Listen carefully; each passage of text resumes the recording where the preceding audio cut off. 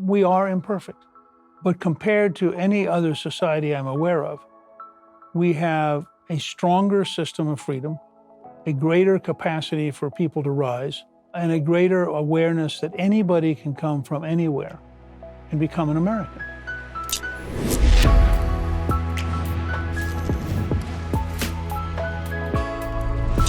Hey, and welcome to the Sunday Special. I'm excited to welcome to the set former Speaker of the House Newt Gingrich, former 2012 presidential candidate Newt Gingrich, author of the brand new novel Collusion, as well as host of Newt's World podcast. We'll get to all of the questions for him in just 1 second. First, it's spring, the time of year when seeds grow into flowers and you grow up, financially at least. Your family needs protection. If something happens to you, that means you need life insurance. Thankfully, Policy Genius makes it easy to get that financial security without the growing pains. Policy Genius is the easy way to buy life insurance online.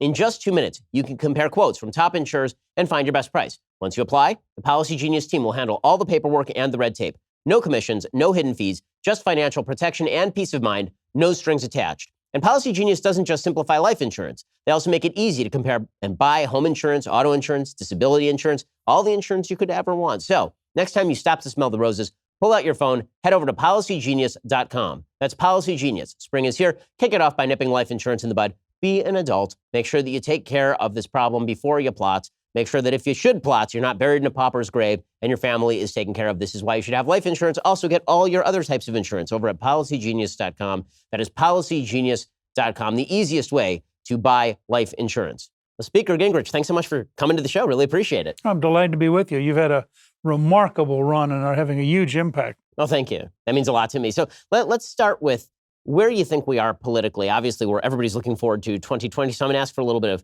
of rank political analysis here. Looking forward to 2020, where do you think that President Trump stands in terms of re-election odds at this point? Well, I think if the economy continues, that the odds are better than even he'll win.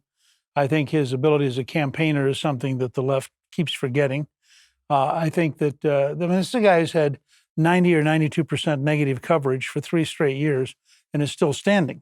And a normal politician would have crumbled by now and, gone to the New York Times, promised to be a liberal and done whatever they had to try to get their, not beat him up. So I think Trump probably can win. I think he is not quite as disciplined as he ought to be. I think if he were a little more disciplined, I would think he could win a crushing victory. But every once in a while, just as he starts to build momentum, he decides to tweet something or do something to sort of undercut his own momentum. And I think the Democrats, my reading, which is different than I would have thought if we'd done this show 2 months ago. I think Biden is the probable nominee just by name ID and momentum, although Hillary was 30 points ahead of Obama just before the Iowa caucus in 2008. But if Biden doesn't get it, I think there's now a wide open field because part of what's happening is you have so many candidates that no one of them is able to grow very much. And so you have this sort of collection of I'm not sure pygmy is a politically correct term, very, very small people and no ability to climb the ladder at this point. You have Sanders, who I think is decaying. The more we get to know about him, the more we see his honeymoon pictures in Moscow and his love fest with Cuba, the more we begin to realize this guy really is a nutcake. I think that when you drop below those two, almost anybody could emerge in a way that we can't anticipate. And do you see Biden collapsing at all? I mean, I agree with you that right now the polls say he's the most formidable candidate. He's got 100% name recognition. He seems unthreatening generally to a huge bulk of the American public. Do you see circumstances under which he could crumble? I mean, he was a bad presidential candidate a couple of other times, but now he's got the VP hallmark on his resume.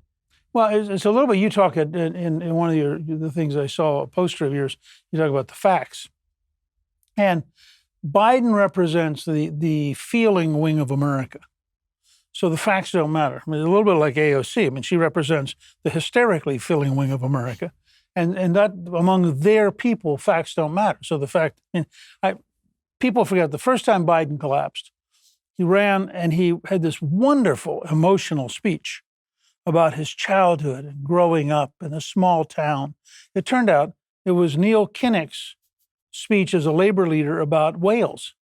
Now, a guy who's from Scranton, representing Delaware, describing himself in terms of a Welsh village, this was back when the news media still had some sense of covering fact. I mean, the news media destroyed him. They just said, this is crazy. But one of the failures of my career, I'm watching the Palin-Biden debate, which is available online. People can check the transcript.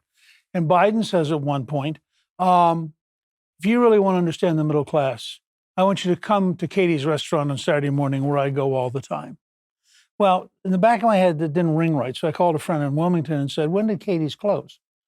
Well, Katie's closed 13 years before he said that. So I called the McCain campaign, and this tells you a lot about why Republicans lose and why Trump's different than normal Republicans.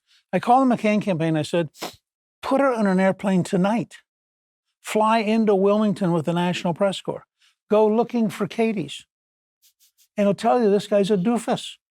And that's the danger that he would have as president. This is a man so shallow and so lacking in seriousness. You know, Bob Gates, the Secretary of Defense for both Obama and Bush, wrote in his memoir that for 4 decades, Biden has been consistently wrong on every major national security issue. Now, I mean, Gates is sort of a bureaucrat. He's not an ideologue.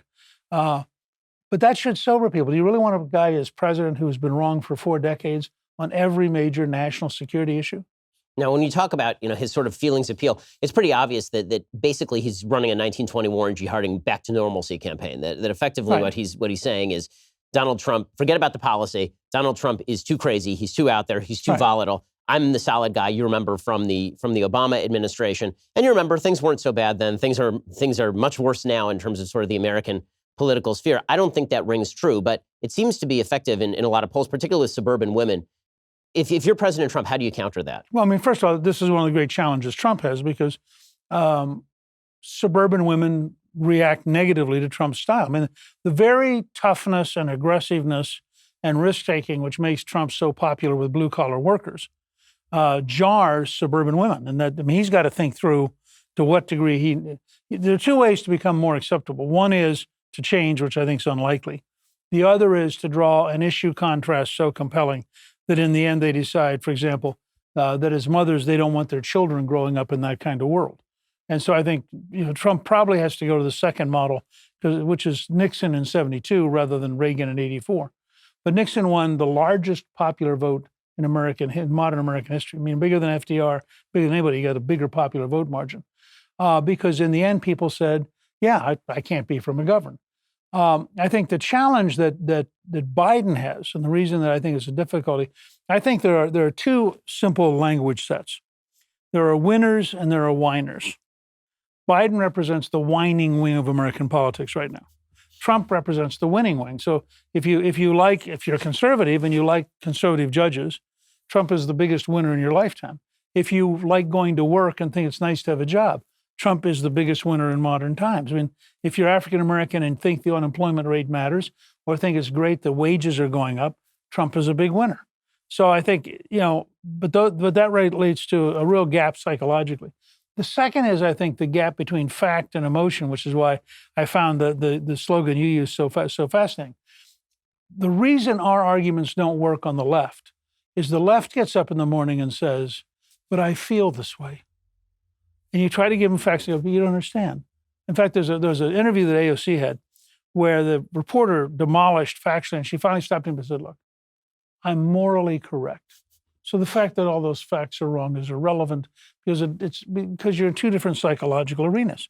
And that's part of our challenge. And a lot of the younger voters who have been in left-wing colleges and left-wing high schools have been trained to think only emotionally, and have been trained to believe that facts aren't really relevant. So let's talk a little bit about President Trump's policy, because you've written now a couple of books, or you're in the process of writing one about China and you've written this one, Collusion, which has to deal with American foreign policy with regard to Russia. Let's talk about President Trump's foreign policy, because that's obviously coming to a head right now, particularly with regard to China. One of the great dangers to his reelect effort is the possibility of an economic downturn. A lot of folks are concerned that his posturing, or that his position with regard to China insofar as trade is concerned, could theoretically lead to an economic downturn. Where do you stand on President Trump's trade policies with regard to China, and how much of a threat should we consider China at this point? Well, I have a book that will come out in October on China, and I think, and I've done several years now researching it, and I've been looking at China since 1960 or 1959. I think that China is the most formidable competitor we've ever seen, vastly more difficult than the Soviet Union. I think that their stock and trade is to cheat and to be deceptive. I think that it's good to finally have a president who's figured out that we ought to take him on. I always tell people, think about this. You never pick a fight with your biggest customer. We're their biggest customer. They're not our biggest customer. We're not going to get into a recession because of a fight with China. They may get into a depression because if we cut, if people suddenly say, as has happened the last few days, where you have Google saying they're not going to have any Android updates available for Huawei. Well, I mean, if we start going into that level of toughness, the Chinese are going to face huge economic problems. And as Trump has said publicly, we can buy from Vietnam, from the Philippines, from Thailand, from India, from Nigeria. We have lots of sources for things. The Chinese have only one gigantic customer, it's us. And if they lose that customer, the transition cost for them will be enormous. I mean, is there the possibility, just to argue the counter, isn't it possible that China says, okay, we're willing to take some temporary pain just to get Trump out of office, meaning we'll sell American bonds on the open market, we'll take the hit, we'll raise our own tariffs on American products? There's a surplus of cash on the planet. I mean, that's one of the problems the Chinese have. Sell the American bonds. We can find 65 African billionaires who want to buy them. I mean, there's no evidence right now that bonds are going to go up, and I don't think the Chinese can sell enough. Furthermore, they destabilize their own banking system. I mean, the Chinese, I really do think that 30 years from now, this might not be true, particularly if we were to remain stupid and slow. But if we are prepared to take them head, for example, we just get them to cut off intellectual property theft, which the Obama director of national security or national intelligence said was $460 billion a year. That means they steal more annually than our total sale to China. Now, if we just and by the way, this is not 6 high school kids hacking in Shanghai. This is the People Liberation Army units that are methodical. They have thousands of people who get up every morning to hack into the United States. And I think closing those things down will change the whole trajectory of the Chinese system. So as a historian, I've often wondered, now I look back and I say, was it actually a good idea for Nixon to open China in the first place, given how antagonistic they've been, given the fact that they were a lot weaker in 1972 than they are right now, given the fact that us taking a very strong stance with regard to the Soviet Union on economics led to the collapse of that system? If you could go back in time, do you think it's a good idea or a bad idea to open China? I actually think it was a brilliant idea because, first of all, the Chinese had fought a skirmish with the Soviets, and the Soviets were building up their military forces in Siberia. And Nixon and Kissinger came up with a model that they were, in effect, increasing the relationship with China to balance off the Soviet Union. And at the time, I think that was right. I think where it began to change, look, I was one of the people who was wrong. I mean, I thought in 1992, when Deng Xiaoping went south and gave what's called the Southern Tour, which is where he said, we have to have open markets. And I don't care whether a cat is a black cat or a white cat. I care if it catches mice. And I've actually been in a city where they actually have 2 giant black and white cats at the bridge. They're like 20 feet tall. But I thought, oh yeah, as most of us did, oh yeah, that's the first step towards opening up the country. Well, that's not true. Deng Xiaoping was a Leninist. What he was saying was, if the dictatorship is going to survive, we have to have prosperity. So they actually did something that people would have thought was impossible. They have an authoritarian political system with 90 million members in the Communist Party. And they have an relatively open market. Again, it's government controlled, and I wouldn't exaggerate how open it is, but it's very productive, and it's raised probably 350 million people into middle class status. It's an enormous achievement, but it's an achievement financing a dictatorship. And I think sometime in the 90s, we probably should have shifted and realized that the world once the Soviets collapsed, we should have looked much more critically at our relationship with China. And once Tiananmen occurred, and it was obvious that Deng Xiaoping himself ordered the tanks to go in and crush the students, this should have been a signal to us, maybe our understanding of openness in China is a little bit wrong. What do you think America's end goal should be in China? Is it to contain them? Is it to eventually create the possibility of regime change? Well, I think our goal should be to contain the Chinese and minimize their worldwide influence until they're able to transition to a free society. I mean, if China were as free as India or as free as Great Britain, I don't think we'd be particularly threatened. But you have 1,400,000,000 people, so let's be fair. They're going to be important. They're going to be big. They're going to be much bigger than Russia. And that's just, I mean, if you believe humans matter, 1,400,000,000 people ought to be pretty big. But they have to become not just less communist, they have to become less Chinese. I mean, the Chinese system has at least 3,000 years of authoritarianism. It has a very closed society in many ways. It has a very deep belief going back thousands of years that it is the central kingdom and that therefore everybody else should be paying tribute to them. So you both want to get them to peel away from a communist, centralized Leninist dictatorship, and you want to get them to decide that they're part of the human race. They're not just a uniquely Chinese hegemon that the rest of the human race should pay tribute to. Those are huge changes, and they may take a long time. And we have to have a strategy that says we're going to continue till that happens. We don't have that strategy today. We're in grave danger of losing to them just by the sheer momentum of their technology and their economy. So you have a new book, Collusion, which is all about the foreign influence of Russia. Where do you see Russia in the world? In 2012, Mitt Romney famously declared that they were the chief geopolitical threat to the United States. You've said that China is significantly more dangerous than Russia. Yeah. Where do you think Russia sort of ranks here, and how should the United States be treating them? I mean, I think, first of all, Romney was not totally wrong. I think China is a bigger long-term challenge. But you have a country with about 5,000 nuclear weapons, whose leader was a trained KGB professional who spent a large part of his career trying to keep the East Germans in a slave state, who has said, we open our book with a quote from Putin that the Cold War never ended. And we close our book with 7 pages, single lines of all the people we've been able to find so far that Putin has killed. I mean, you go through 7 pages, beginning to realize, I mean, I talked to someone the other day who knows Garry Kasparov, the great chess player, who said that there were 6 pro-freedom dignitaries, of which Kasparov is the only one still alive. And so, yeah, the Russians are very dangerous. The Russians have a long history of penetrating the United States. We had one of the top people, Robert Hansen at the FBI, who was actually charged at one point with finding Russian spies, was a Russian spy for 25 years. We had Ames in the CIA, who was a spy for at least 15 years. Alger Hiss in World War II, the number 3 guy in the State Department, was such an effective agent for the Soviets that at Yalta, he met secretly with Stalin at 3 in.the.morning and was given the highest civilian award you can get in the Soviet Union because he'd done such a great job representing the Soviet Union inside the U.S. government. So we know that collusion is real. We also know that the Russians have this weird fascination with poison. Now, just last year, they tried to poison a defector in Britain. And they like for you to know that they're doing it. So they tend to use poisons that you can track back to the Russians and say, nobody else on the planet makes this. And I think they do that because Putin wants to say to potential defectors, if you defect, we're going to kill you. So understand, this could happen to you. This could be your fate. So we took that concept of poison. We took the fact that they like to penetrate our society. We looked at Antifa, which is a left-wing fascist organization, and said, could you have an alliance between the extreme wing of Antifa and the Russians and an effort to actually poison the entire U.S. Senate?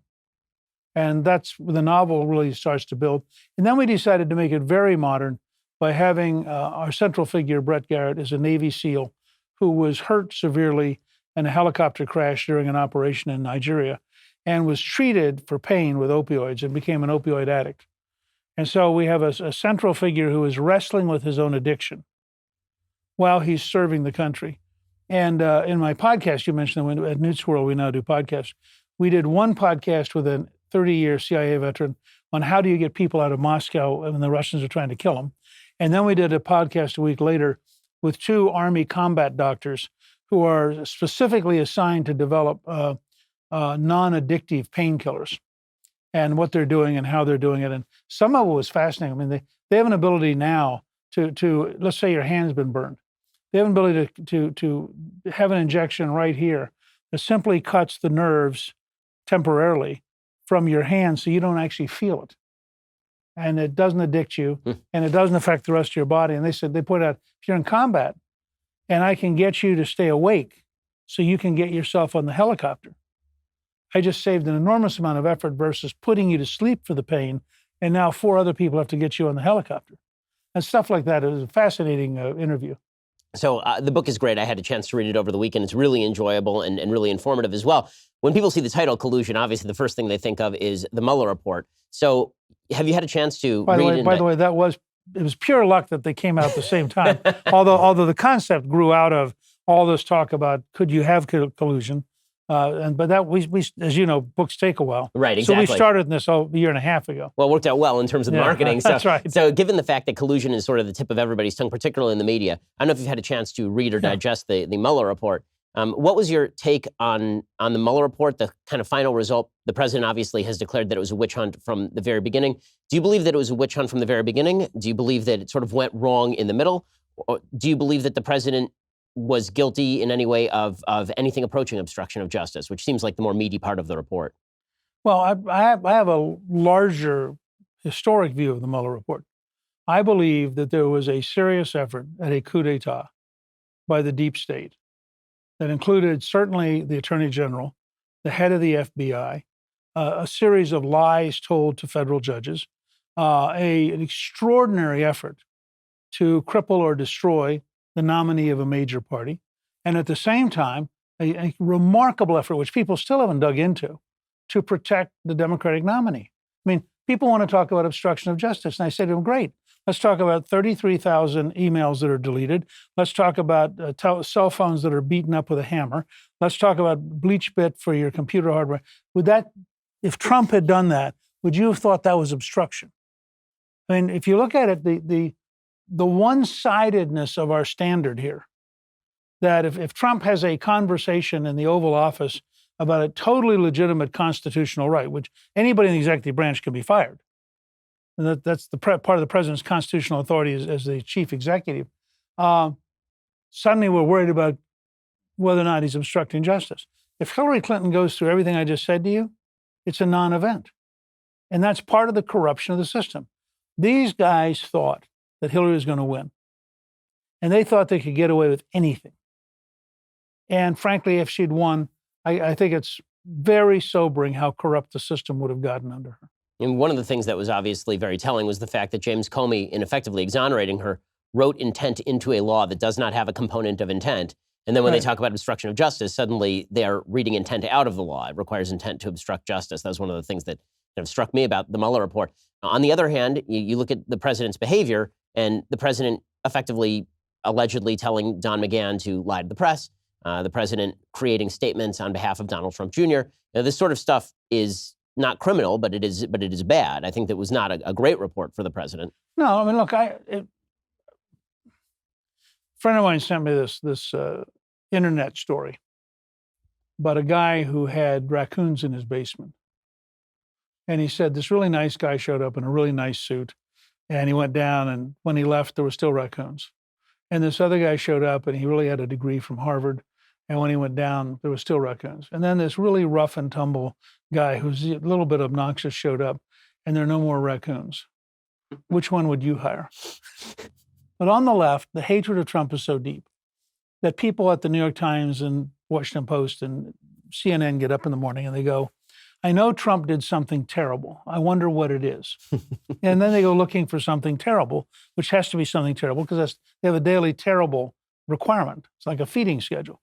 Donald Trump, nobody gives him any slack, but I'm going to describe what slack will look like to historians.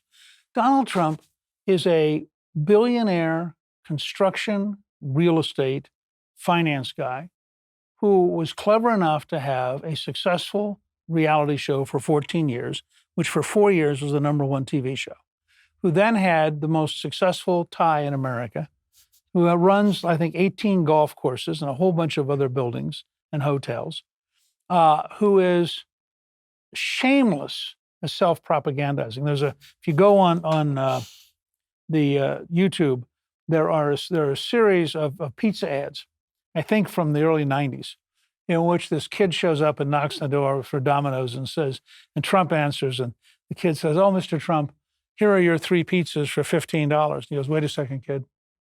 I got to negotiate. Tell you what, I'll give you $5 a piece. The kid says, okay, looking totally mystified, hands him the pizzas. And they close in on Trump's face and he goes, Donald, you still got it. Now, his willingness to make fun of himself while Domino's paid for ads to make him more famous. I mean, nobody looked at this. So you take that personality, no government experience, no sophisticated sense of what you can and can't do, and he claws his way to the presidency, beating 15 other Republicans, the news media, and Hillary Clinton. And he turns around and he's pissed off. And he acts like the CEO he is, which is not appropriate for the President of the United States. So if you want to say, did he have to go through a learning curve? I think that's totally fair. If you want to say, was it malicious or designed to in some way undermine the Constitution, I think that's an absurdity. So let's talk about that for a second, because a lot of Democrats are, of course, pushing toward impeachment. Not Sure. Nancy Pelosi, who knows better, but a lot of the other Democrats at this point are pushing impeachment. Obviously, you were involved in an impeachment effort against President Clinton. I wonder if you could distinguish the two. Like, what were the grounds that you think were appropriate to impeach President Clinton as opposed to the attempts to impeach President Trump? Well, I always tell people, if you go back and you look at Ken Starr's report, which I did, I went back and pulled it up because I had that exact, I was trying to think, it was a long time ago, you know. Well, Ken Starr issues a report which has 11 counts in which he says he is guilty. Okay, 5 of them are obstruction. This count, guilty. This count, guilty. If Mueller had issued a report that said Donald Trump is guilty on 11 counts, there would be an impeachment effort. It would probably fail because the Republican Senate won't impeach, just as the House impeached, but the Senate refused to convict with Clinton, which might have been actually the right constitutional solution. But in Clinton's case, remember, he was guilty enough. He lost the license to practice law in Arkansas. He had to pay a fine. He was clearly guilty. In Trump's case, Mueller comes back and says, there's nothing there that you could take him to court on. There's a pretty big gap here, I think. So when you look at that impeachment effort and you look back historically, there are a lot of Republicans now who look at it and say, well, we never should have done that. Do you have any regrets about the impeachment effort? Do you think it was the right move? I think I was too aggressive, and I think both Pelosi and Tip O'Neill have handled impeachment better than I did, because they deliberately took a half step back and made the judiciary chairman more important. And I'd been such a large figure at that time in the Republican Party. It was very hard to do, but I think I would give myself bad marks. I don't know how you get a report that says a president of the United States, remember, in Clinton's case, they're felonies. I mean, it always strikes me, the feminists who worry about this, you know, Clinton was committing a felony of perjury in a sexual harassment lawsuit, alleging, this goes back to the whole current, issue about harassment in workplaces. So he's being sued by an Arkansas state employee because as governor, he attempted to intimidate her. Now, you would think every feminist in the country would have been enraged. Instead, they were so defensive of liberalism that they were enraged that we would take serious the degree to which Clinton was breaking the law. So when he commits perjury, again, lying under oath, not just lying to the country, which he did in a TV speech, but lying under oath, that is a felony. And the reason it's a felony is if people can get away with perjury, the entire structure of the rule of law collapses. And so we're faced with, if you came back to me again today with the same facts, I'd handle them in a more subtle way, in a more sophisticated way. But I would, in fact, have said, and I think Starr, frankly, also made a mistake because his report is too much about sex and not enough about the law. I think if he had indicated the risk to women of allowing the employer to commit perjury without consequence, he would have had a much stronger case. Well, talking about the role of Congress, so obviously you were one of the most powerful speakers in the history of the country. One of the things that has struck me, particularly since the rise of the Obama era, is the extent to which it seems like Congress has become a vestigial organ of government, that everything seems to be done by the executive branch at this point. It seems like Congress can't get anything done or won't get anything done. It seems like the initial bargain, the founders were deeply worried about the ambition of folks. And so they said, okay, well, ambition will check ambition. It seems like to a certain extent, they never foresaw the rise of a group of unambitious legislators whose goal is going to be to kick as much power as possible to the executive branch and thus to avoid culpability. Are you worried about the checks and balances in the system as we see, in my opinion, an ever more powerful executive branch and an ever less powerful legislative one? Well, I worry about a very long-range trend, which probably goes back to the 30s, which is to give power to the bureaucracy, not to the president, but to the bureaucracy. Right. So you have bureaucrats now making decisions that I think the founding fathers would have said should have been the legislative branch decisions. And I think actually the appointment of the conservative judges is probably going to shrink the relative ability of the bureaucracy to do that. I think that in fact, the Congress is very powerful, but it's powerful in ways that don't fit the hunger of the modern news media. I mean, if you were to say to Trump today, how powerful has the Democrats in Congress been at screwing up your border policy? He'd say, well, pretty darn powerful. If you look at how hard they're working to create a space force and the degree to which they have to nickel and dime their way through the House and Senate, I think they tell you there's an immense amount of institutional power that is there, that's real, that you can't get away from. Now, I think on small things, I mean, Lamar Alexander and Fred Upton last year passed a 21st Century Cures bill. It was bipartisan. There are a lot of small ways that Congress works pretty well. But my view is that we're in the middle of a cultural civil war. And when you're in that kind of a death struggle, it's very hard to get things to work because each side feels so passionately and so deeply about its version of the culture. So I want to ask you, given the fact that we are in the middle of this culture war, the big issue that nobody likes to talk about, Paul Ryan liked to talk about it, but they never could get anything done on it, is obviously the entitlements, the welfare state, the fact that 66% of our budget, 2/3, is composed of Social Security, Medicare, Medicaid, the fact that nobody seems to want to do anything about it, and the fact that Republicans are blowing out the spending themselves. You know, a lot of folks like to talk about the 1990s and Bill Clinton being more fiscally responsible. The fact is that you were running Congress at that time, and that had something to do with it. What do you think has changed inside the Republican Party? Do you think that the future of the Republican Party is effectively a big spending European-style right party? Well, I mean, first of all, I take some pride in being the only Speaker of the House in your lifetime who balanced the budget for 4 straight years. So it is theoretically doable because we did it. I think that actually there are steps that are beginning to be taken that are encouraging. I think if I could divide what you describe as the welfare state into three very different components. I mean, one is the work ethic, getting people shifting from focus on disabilities to capabilities. I mean, look what wounded warriors do. And then look at 31-year-old truck drivers with a bad back who decide they can't be retrained. And the whole model of disability has to be rethought and focused on capabilities. That would change the trajectory of cost very dramatically. I think second, Social Security, the answer in part is to dramatically increase private savings and to recognize that a system designed when people live to be 55 has to be rethought when people are going to live to be 90. And in fact, you see at a practical level, it's being rethought. More and more people, 65, 70, 75, are working, both because they want the money, but also because 3 generations ago, you worked physically. And if you were in a steel mill or you were out plowing behind a mule, you were physically broken by the time you were 55 or 60. Nowadays, you tend to work with your brain. It turns out your brain doesn't age very fast. And so people want to stay active. They actually live longer if they don't go to pure retirement. And so you're going to see more and more people, I think, beginning to relieve the pressure in that sense. The other part of that is a cultural problem across the board, and that is we went in the 50s from a country that said you really should save up and then do something to a country that said, oh, no, you ought to charge it on your credit card and pay it off later, whether that's the student loan program or anything else. And so shifting back towards a more savings-oriented society, which is partly the tax code, making it very profitable and desirable to save. The other zone is healthcare, and healthcare is very different. I've spent much of my life since 1974 on healthcare. I founded the Center for Health Transformation, wrote a book called Saving Lives and Saving Money. The key to the health system, and then this is the whole key to the health insurance problem, is to dramatically reduce the cost. We spend, I think, 40% more on healthcare than we should. We would get a better system with better results, migrating and evolving faster.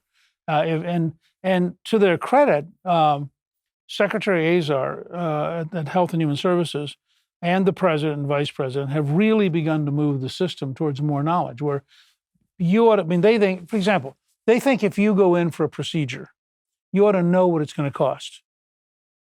And of course, up till now, basically the doctor in the hospital said, well, we don't really know what the complications are, et cetera, et cetera. I said, no. You have to take a sophisticated best judgment, tell the patient, and live with it. Well, that's going to change. People are going to start shopping a lot better. I mean, today it's almost impossible. If you have 3 hospitals you could go to in your neighborhood, it's impossible to know which one will cost you more. And so people often end up being very surprised. I had a friend who thought everything was covered until they found out that the anesthesiologist was out of the system. And so they had to pay an extra $1,000 they hadn't counted on, because the bill showed up 6 weeks later. And that's the sort of, so there are a lot of things like that. I think what they're doing on this whole issue of rebates, which is, if you think about it, it's an absurdity. The big pharmacy benefit managers really have as their big sales pitch that I can give you a huge rebate. Now, why can I give you a huge rebate? Because the pharmaceutical company just charged me a lot extra to create the space for me to give you a large rebate. So guess what the long-term pressure is? I want them to charge me more so I can give you an even bigger rebate while I'm keeping the same number of dollars. And the result has been a 20-year cycle of prices going up that are absurd. I mean, isn't it also true that that cycle of prices rising across the board has a lot to do with the increase in government subsidies that's been driving the Medicare system up and up and up? Well, actually, the Part B came in about 40% cheaper than anybody expected because it has competition. And I think that you're going to see more and more things like that. Part of what we need to do is figure out, if you're going to have a high deductible, how do we create a tax basis for you to have enough money saved? I mean, it doesn't do us any good to create a $7,000 deductible if you can't afford it. Because what it then means is that you're going to end up back in debt. And the hospital's either going to eat the debt or sue you. I mean, it's a really bad way to think about healthcare. So moving forward, you've talked about healthcare and you've talked about Social Security. Do you think there's the will to do any of these things? Because it seems like the political will is entirely in the other direction, meaning expanding benefits. We've gradually achieved a little bit of it under Trump.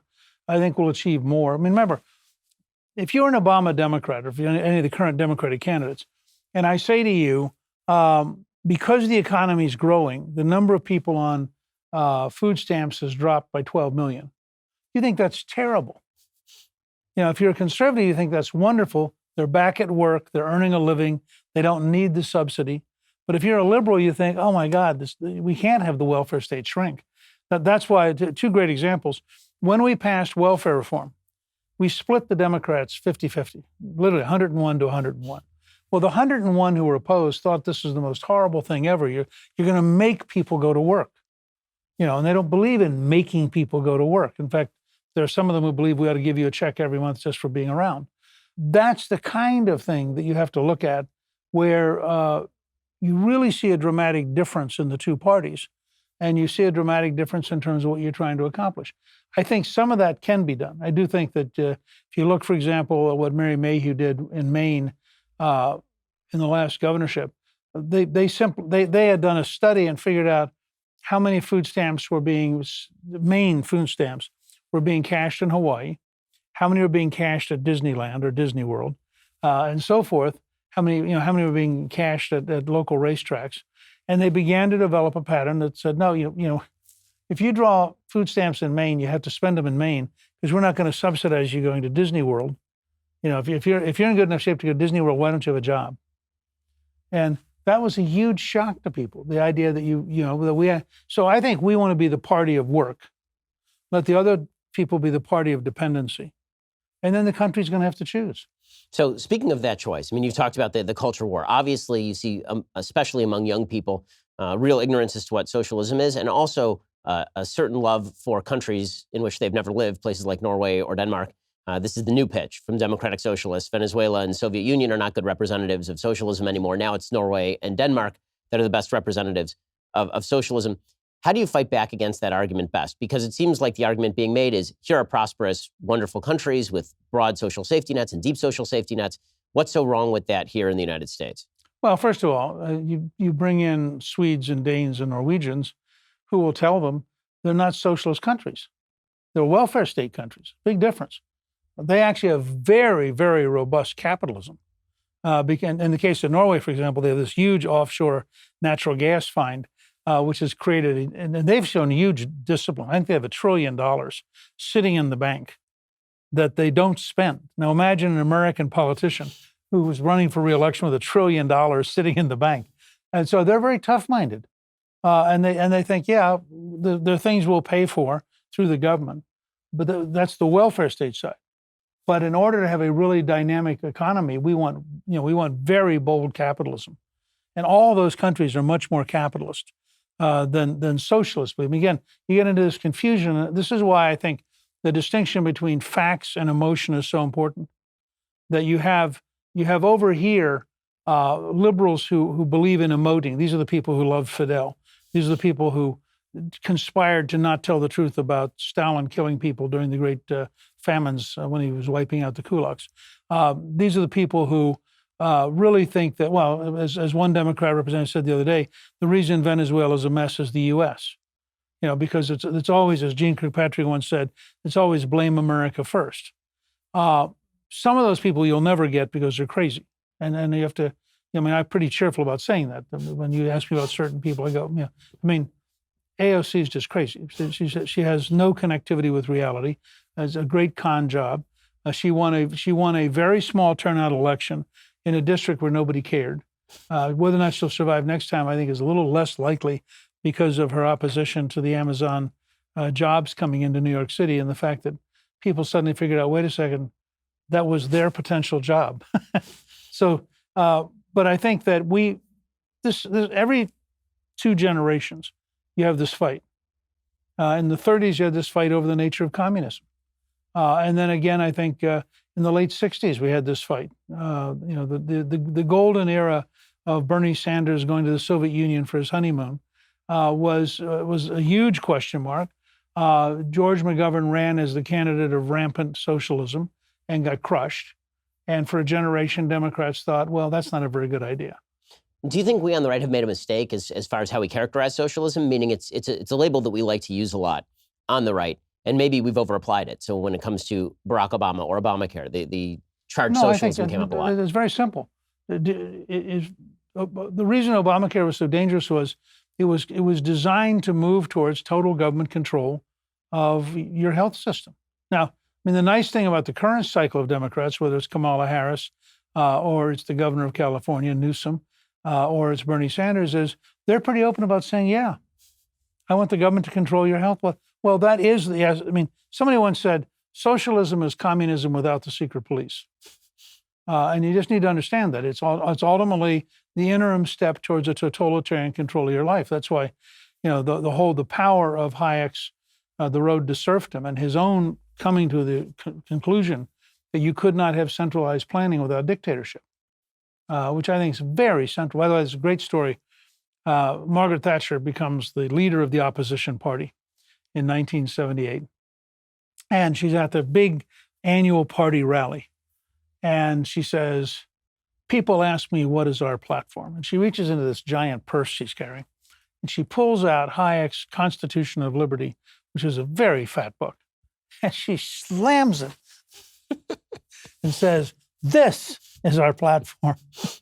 Now, the idea of any American presidential candidate being so intellectual that they would put a 500-page Hayek book on and say on a TV show, that's our platform. It's almost unthinkable. So how do we draw the line when we're making the argument in favor of capitalism?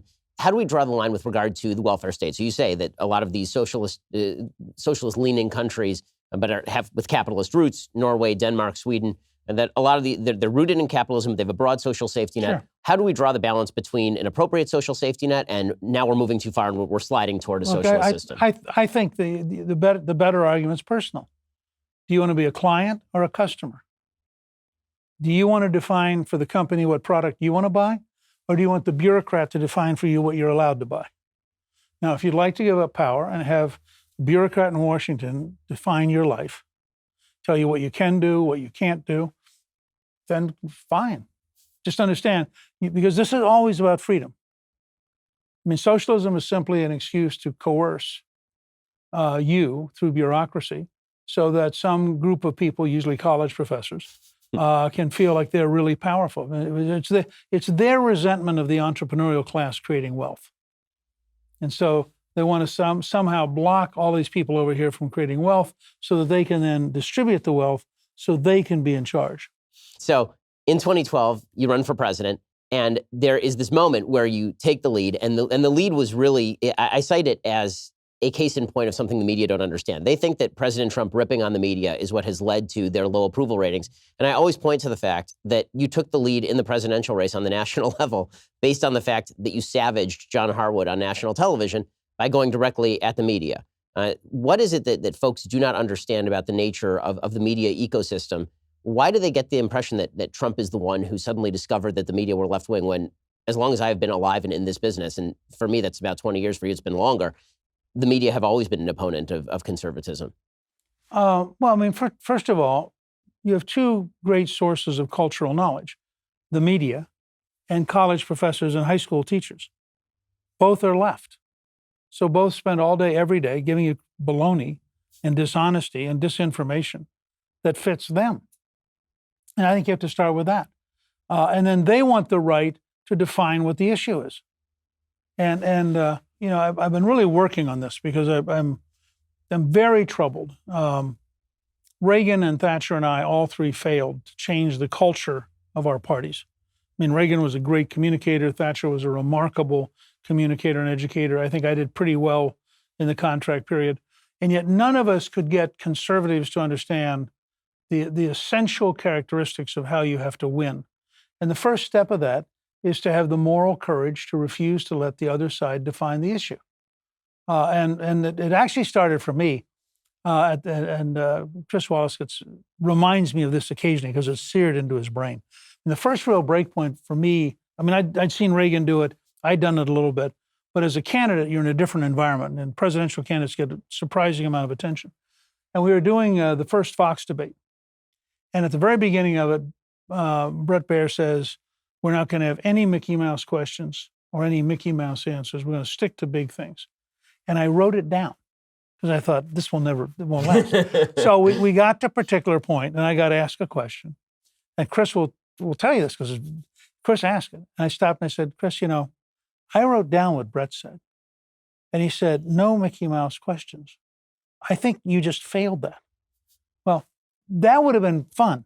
But all of a sudden, spontaneously, 3,000 people in this auditorium were applauding. And all of me, by the way, got bad enough. Part of my demise was Romney's money and dishonesty. Part of my demise was the last two debates, they refused to allow audience participation. And I should have blown up at both of them. I should have said this, you don't have the right to dictate to the American people.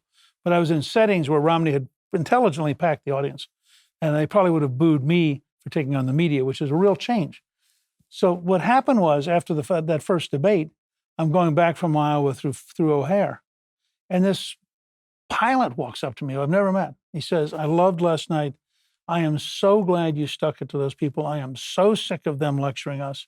And I suddenly thought, there's something real happening here. Now, let me give you a quick parallel. 1965, Ronald Reagan decides to run for governor.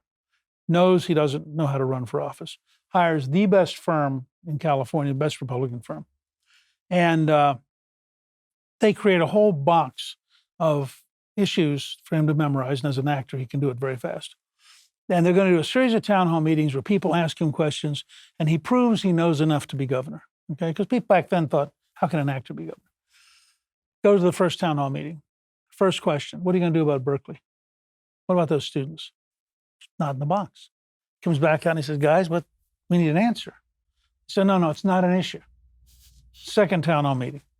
First question out of the box, what are you going to do about Berkeley? He comes back, he says, guys, if they think it's an issue, it's an issue. Well, the same thing had happened to me. I suddenly realized that the hunger on our side for somebody to stand up to the media and say, no, I'm not going to let you do this. And it showed up with Trump in the very first debate, which was also Fox, when he got in a brutal, nasty, and I think embarrassing fight with Megyn Kelly. And everybody in the elites, I watched it that night with Callista, everybody in the elites after the debate said Trump lost. 16 people, Trump lost. The online polls averaged 70% said Trump won. And I thought, wait a second. And this was thousands and thousands of people, and not just conservative publications.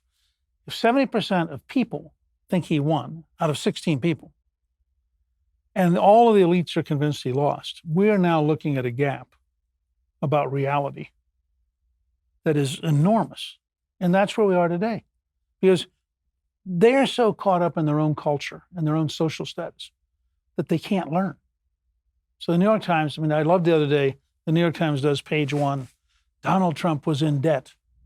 Well, if you got The Art of the Comeback, the opening page says, I owed $923 million personally and several billion corporately, and I was in big trouble.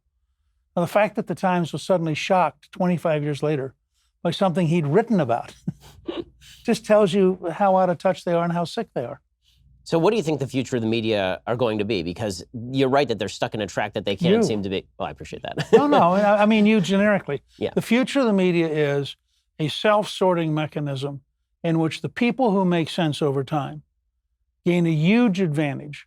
And the people who spend the time and the effort, and I suspect if you're like Sean Hannity, for example, the number of hours you spend studying and getting ready, the stuff you do, the team you have around you, if people can say, I learned things I didn't know and I thought ideas I didn't have, and I'm really glad I spent that hour.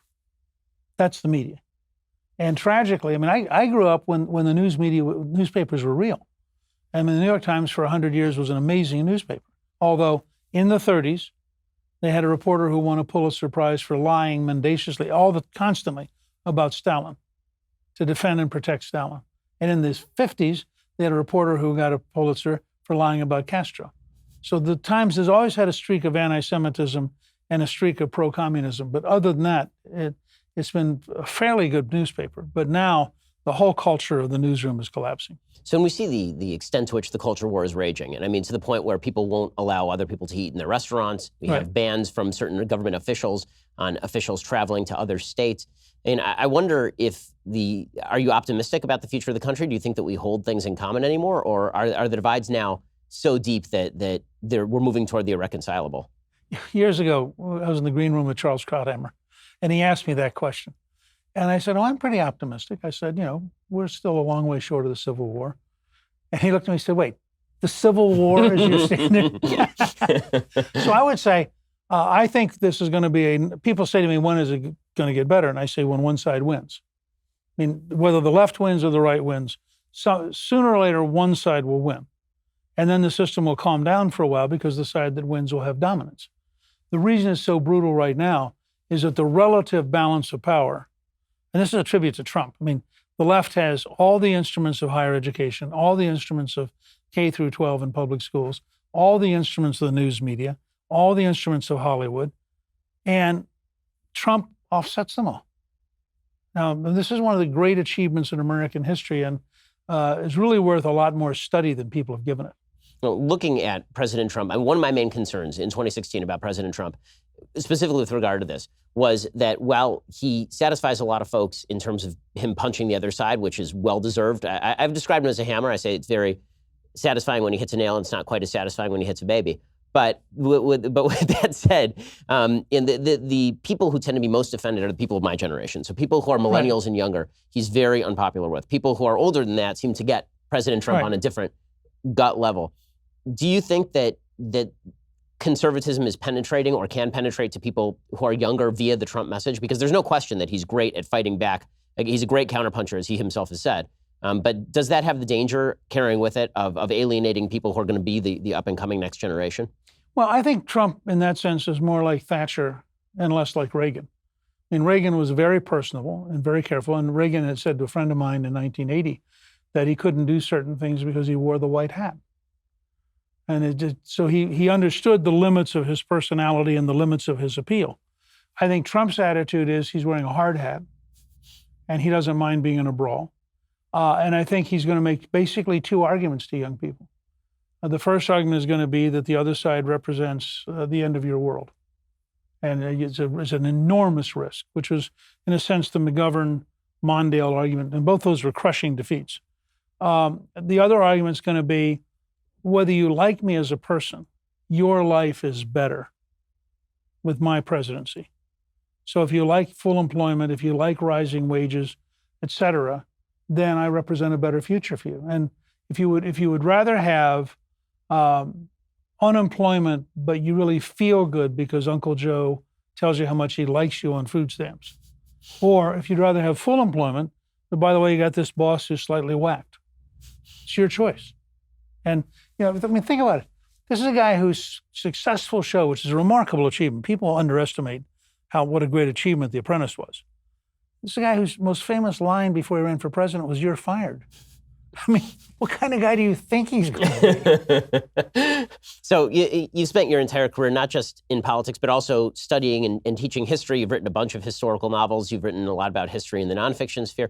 So when I look at people of my generation who don't tend to know very much about history at all, what is the period of history that you would recommend is the most important for them to read about, given today's circumstances? Two. I'd recommend deeply that they read about 1770 to 1790 and understand what it took to create a free country and why we are so different from Venezuela or China or Russia or Zimbabwe or Cuba. And second, I would recommend they read the period 1850 to 1865. I mean, we survived through a brutal war with an amazing president who understood what freedom was worth and who was prepared to fight as long as it took. And I think that I have a very good friend who teaches at Gettysburg College, who called me at one point and said the hatred of Trump on the left is comparable to the slave-owning newspapers against Lincoln. He said you can almost see exactly verbatim the same personality attacks. And I think we have to recognize this is a cultural civil war. And the best way you can understand it is to read the two great periods in which America defined itself. Well, one of the fascinating things that I've noted, I have a history of philosophy book that's out, and one of the things that I've noted is that the sort of conflict right now in the United States is effectively a conflict about visions of history. That on the one hand, you have one side of the American people, who I think represents the majority, that says American history was rooted in eternal, fundamentally good principles, and that we have not always lived up to those principles, but the story of America is the gradual attempt to live up to those principles, sometimes stumbling and falling, but always generally moving forward. And then the other view of history is the sort of Charles Beard economic view of history, which is these are a bunch of self-interested actors, people who are racist, sexist, bigot, homophobes, who were creating these fake immutable principles in order to provide themselves with a good feeling as they move forward with economics. What do you think is the best way to teach people about the shadings of American history? Because I think one of the great rips on people on the right is that we are too sanguine in our view of American history. We have too rosy a view of how American history has gone. Well, I would actually say if there was one thing I could get every young person to read, this may surprise you, it would be A Man for All Seasons, either the movie or the Robert Bolt play, the play. And the reason is, it explains exactly what's so dangerous about the modern left. Because there's a moment where the son-in-law is explaining to the chancellor. The chancellor believes in the rule of law, believes that you have to be bounded. And this young person is explaining, that if I had to go after the devil, I would knock down the law. And he said, and then what would you do? He said, and he said, okay, so you knock down every law until you finally corner him in Wales. And then he turns. What now stands between you and the devil?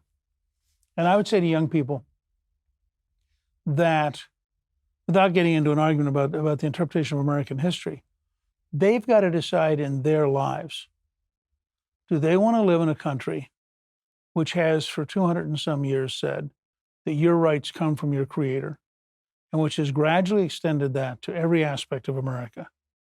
Or do they want to live in a country where whatever this year's passion can be imposed on you by the state? And they should look at things like in 1984, Orwell's great novel, as a real warning. Orwell wrote in 1984 about Great Britain. He did not write it about Russia. And his warning was state tyrannies are real. And so I would say to them, we are imperfect.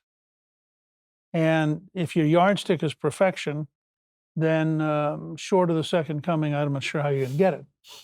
But compared to any other society I'm aware of, we have a stronger system of freedom, a greater capacity for people to rise, and a greater awareness that anybody can come from anywhere and become an American. No, we want you to do it legally. But I always tell people, go down to the national airport and stand at the cab stand and interview the people who are waiting in their cabs.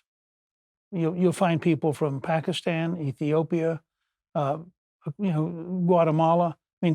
This is the most diverse society in the history of the human race, more diverse than Rome.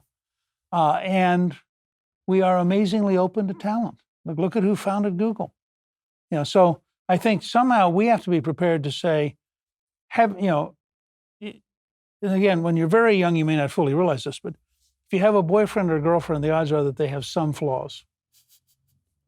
If you spend your entire life looking for perfection, the odds are you're going to be really lonely, except when you look in the mirror and admire yourself. Well, I do have one final question for you, Speaker Gingrich. I want to ask you, well, actually, I have two final questions for you. I want to ask you, number one, for your generalized history reading list. And I also want to ask you about whether you think the future of conservatism is populism and where you think populism plays into conservatism given the Trump movement. But first, if you want to hear Speaker Gingrich's answer, you have to be a Daily Wire subscriber. To subscribe, head on over to dailywire.com and click subscribe. You can hear the end of our conversation over there. Well, Speaker Gingrich, thanks so much for stopping by. Everybody should go pick up a copy of Collusion, his brand new book, and also give Newt's World a listen to your brand new podcast. Thank you so much for your time. Great to be with you. Thanks.